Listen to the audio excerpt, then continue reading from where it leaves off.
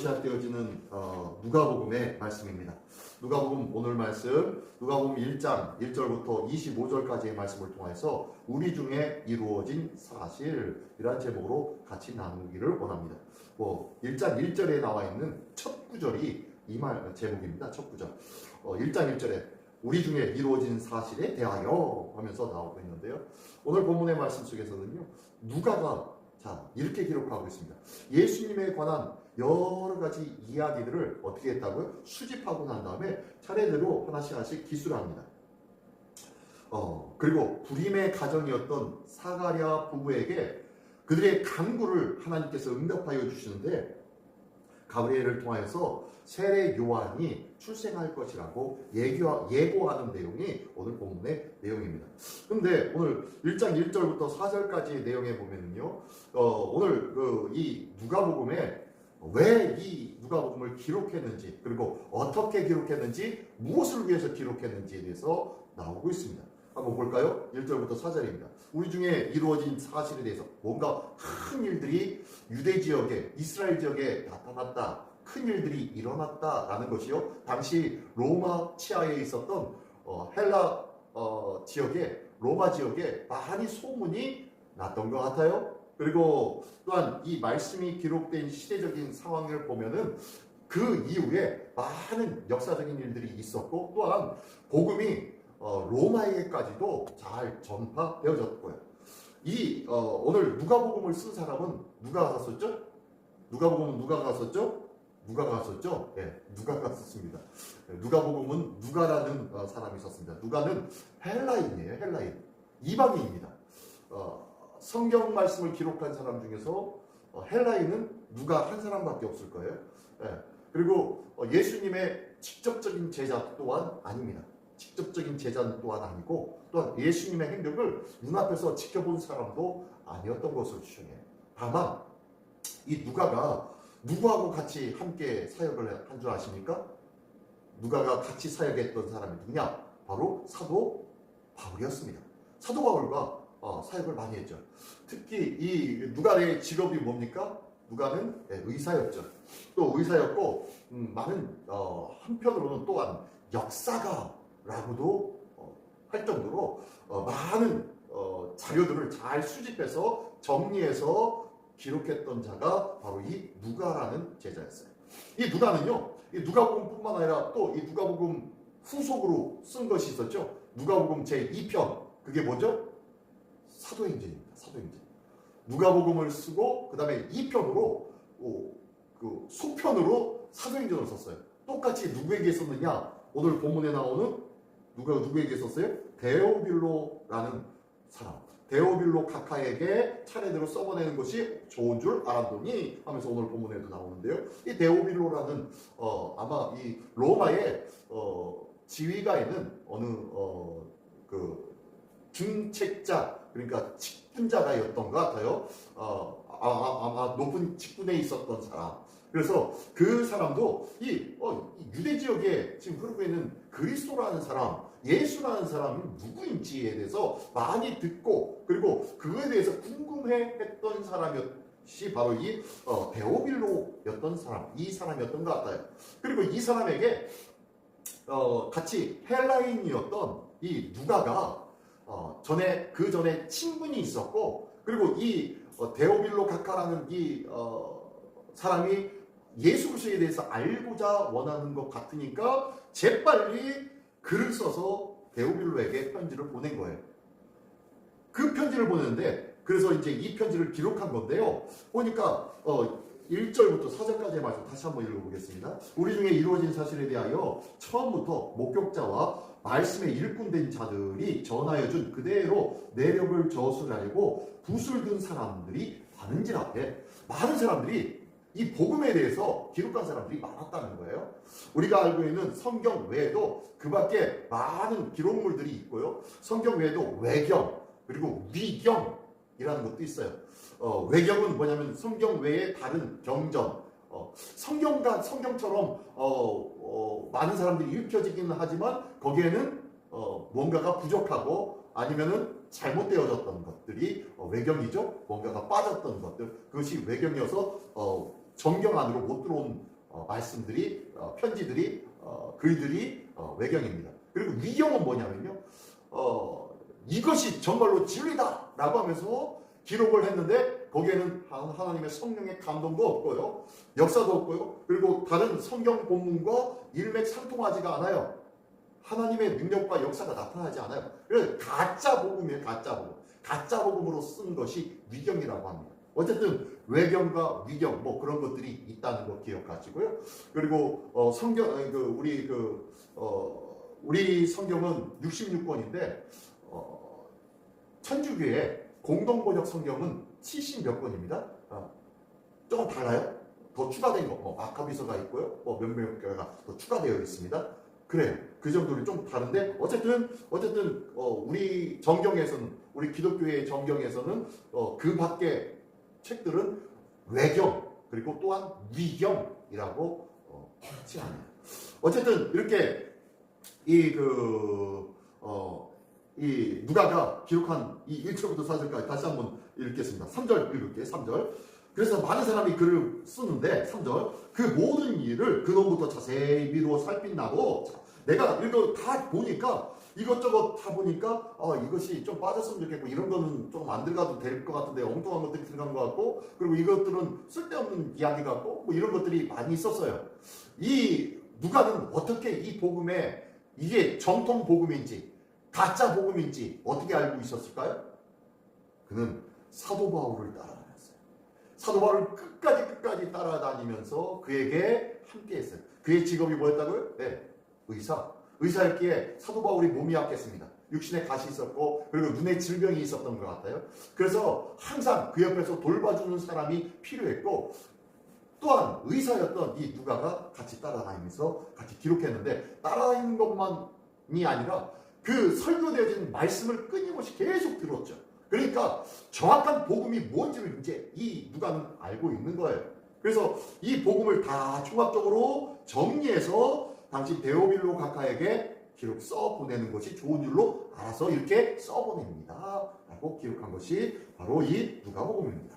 자, 그러면서 예수님에 대해서 직접적으로 나오는 줄 알았더니 제일 먼저 그리고 난 다음에 등장하는 게 누구냐? 바로 세례 요한이 등장해요. 세례 요한이. 5절의 말씀 보니까요. 유대왕 헤롯 때에 아비야의 판년에 제사장 한 사람이 있었으니 이름은 사가랴요. 아내는 아론의 자손 엘리사벳이다. 라고 하면서 사가랴와 엘리사벳 부부의 얘기를 합니다. 그러면서 6절에는요. 그 사람들은 의인이었고 계명과 규례가 흠이 없이 행하였던 자들이었다 라고 얘기했고요. 7절에서는요. 그런데 문제가 있었어요. 엘리사벳이 이 아내인 여자인 이 엘리사벳 여인이 잉태를 못함으로 말미암아 자식이 없었고 두 사람의 나이가 어떻게 해요? 많았다는 거예요. 그래서 그렇게 지내고 있었습니다. 그러던 중에 8절에 마침내 사가랴가 뭐 제사장이니까 자기 반열에 따라서 들어가가지고 순서가 되어지면은 성막에 들어가서 성전에 들어가서 자기의 맡겨진 제사장의 직무를 감당합니다. 제사장의 반열이 24반열이 있어요. 24반열이 있는데 24반열이 돌아가면서 하고 또한 돌아가면서 할 때 거기서 또 순서를 어떻게 해요? 제비를 뽑아가지고 요번에는 내가 이렇게 하고 이렇게 저렇게 하고 하면서 제비를 뽑아서 들어가기도 하고요. 뭐 이렇게 가지고 했는데 요번에는 이 사가랴가 성전을 섬기는 직분을 맡아서 하게 되었다 라고 하는 것이 8절의 말씀입니다. 자, 그래서 이 사가랴가 전례를 따라서 이제 성전에 들어가서 직무를 감당합니다. 그게 바로 9절부터 14절까지의 내용인데요. 이 직무를 감당하다가 사건이 벌어집니다. 어떤 사건인가 볼까요? 9절. 제사장이 전례를 따라 제비를 뽑아 주의 성전에 들어가 분향하고, 자, 사가랴 얘기입니다. 10절. 모든 백성은 그 분향하는 시간에 밖에서 기도하더라. 자, 분향을 했대요. 분향을. 자, 어디에서 분향을 하는 겁니까? 자, 성전에 제일 먼저 성전문을 딱 열고 들어가면은 뭐가 있어요? 제단이 있습니다. 제단을 지나서 가면은 성소 들어가는 입구 앞에 뭐가 있습니까? 네, 물두멍이 있어요. 물두멍이 있어가지고 손을 씻거나 기구를 씻거나 하는 물두멍이 있어요. 손과 발을 씻고요. 그리고 그 안에 이제 성소 안으로 딱 들어가면은 제일 먼저 오른편에는 뭐가 있어요?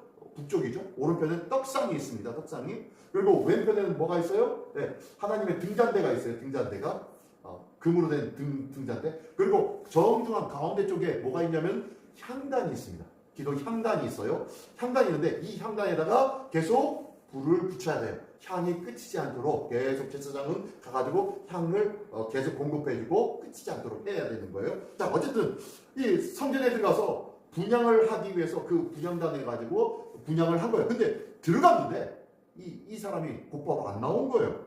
그 안에서 무슨 일이 있었던 거예요. 보니까요. 10절에 보니까 모든 백성이 그 분향하는 시간에 밖에서 기도하고 있었는데 주의 사자가 그 분향하고 있었던 성소 안에서 누구를 만난 거예요?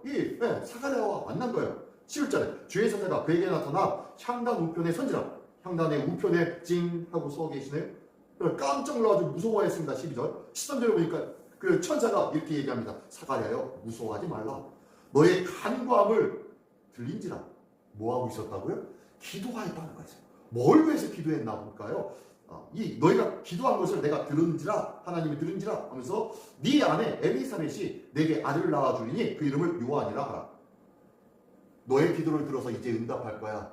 그러니까 네 아내 엘리사벳에게서 아들을 낳을 거고 그 이름을 요한이라고 해라 라고 하면서 얘기합니다. 이야, 이거 예수님의 마리아 수태고지하고 비슷하죠? 아무튼 이 예수님의 수태고지 6개월 전입니다. 6개월 전에 이 사건이 있는 거예요. 그러면서 계속 얘기합니다.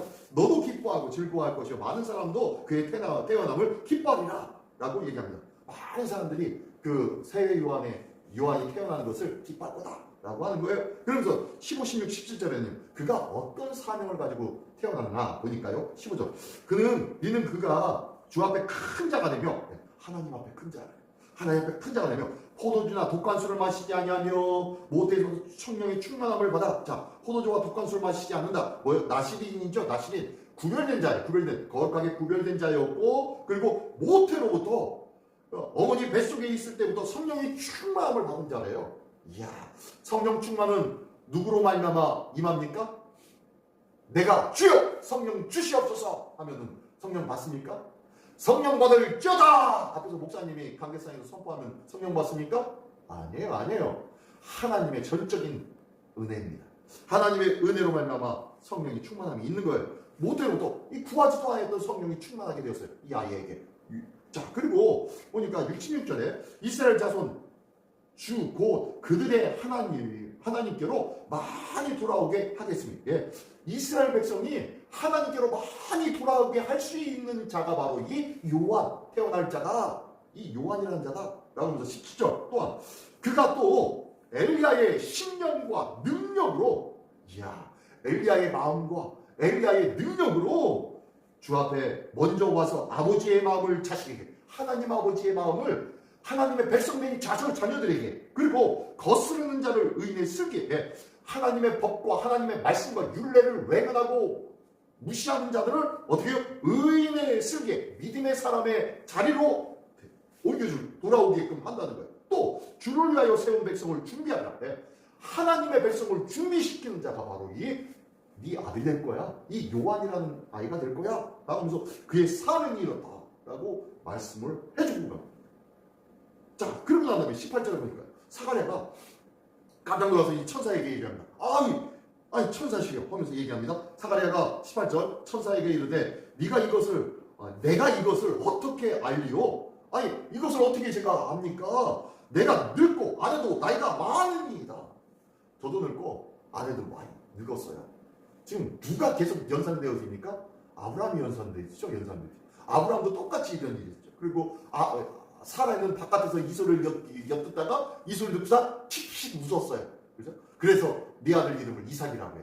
라고 했는데 어쨌든 웃었어요. 근데 이것을 듣고 이 사가랴는 믿지를 못하는 거예요. 아니 내 나이가 어떻게 했는데, 내 아내의 나이가 어떻게 됐는데 지금 이 나이에 어떻게 아이를 낳을 수 있다는 말입니까? 라고 말도 안 된다고 얘기하는 거예요. 19절 계속 볼게요. 천사가 대답하여 이르되 나는 하나님 앞에 서 있는 가브리엘이라 이 좋은 소식을 전하여 내게 말하라고 보내심을 받았다 하면서 20절에요. 보라, 이 일이 되기까지는 네가 말을 못하는 자가 되어, 네가 믿지 않는구나. 그러면 너 이 일이 이루어지고 성취될 때까지 너는 말 못하는 자가 될 거야. 그리고 능히 말을 못하리니 이는 네가 내 말을 믿지 아니함이거니와 내가 이르면 내 말이 이루어지라. 내 말 믿지 않으니까 지금부터 말 못할 거고, 그리고 때가 되면은 이 일이 반드시 성취가 될 거야. 21절.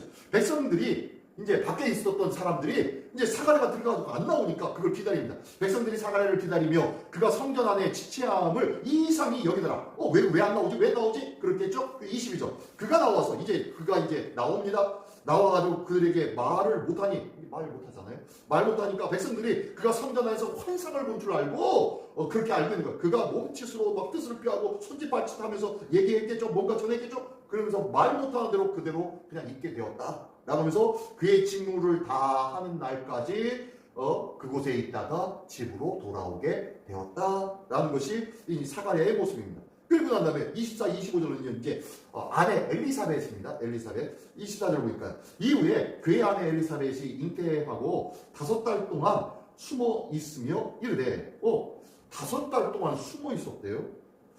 그리고 25절 주께서 나를 돌보시는 날에 사람들 앞에서 내 부끄러움을 없게 하시려고 이렇게 행하심이라 하더라. 예. 하나님께서 그를 몰래 숨겨버렸어요. 나이가 들어가지고 나 임신했어요 이야기하면은 사람들이 조롱할 거 아니에요. 그러니까 그를 숨기고 있다가 5개월이 지나서 그러니까 이제 5개월째 되니까 이제 배가 나오기 시작합니다. 나오기 시작하니까 그때서 사람들 앞에 세우는 거예요.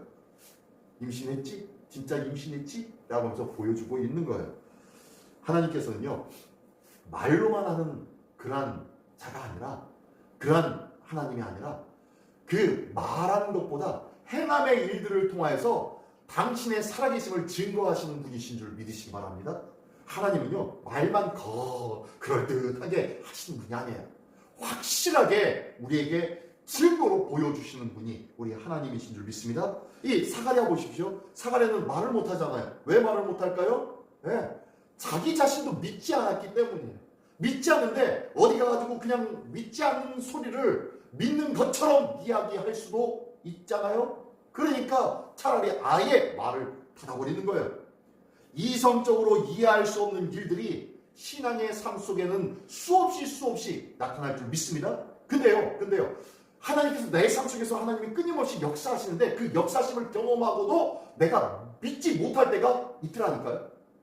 하나님의 역사를 경험했음에도 불구하고 때가 되면 다 낫는 거 아니야? 그래서 나도 나은 거 아니야? 라고 하면 그렇게 생각해요. 때가 되면 다 남들 하듯이 그냥 그런 거 아니겠어? 시간이 지나면 다 그런 거 아니겠어? 이렇게 되면 다 그렇게 되는데 그런 거 아니겠어? 그렇지 않아요. 하나님의 역사가 하나님의 은혜가 얼마나 크고 놀라운지 우리는 깨달아야 할 줄 믿습니다.